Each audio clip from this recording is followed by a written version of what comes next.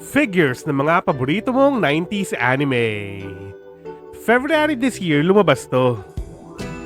At bago matapos ang October this year, eto naman! Eto na ang Ichiban Kuji Master Lies Yu Yu Hakusho Dark Tournament Edition Volume 2. May 5 figures na lumabas sa line na to. Unahin na natin yung Price A, si Dennis.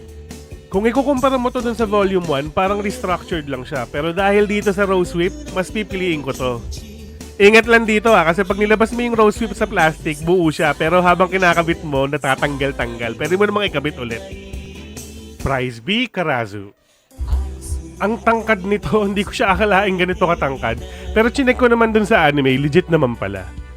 Yan oh, angas. Price C, Vincent. Mas gusto ko din to kaysa dun sa Volume 1 dahil naboboringan talaga ako dun sa robe ni Vincent. Tapos syempre, yung bandage na nagsiseal sa Black Dragon Spirit. Price D, Bowie.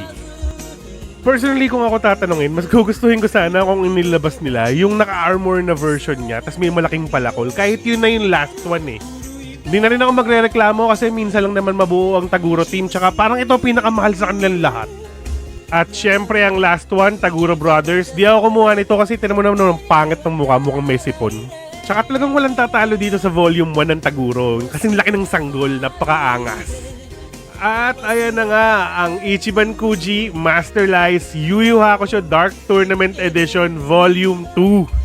Sobrang lupit talaga nitong line update na to kasi ngayon meron na tayong kompletong Taguro team.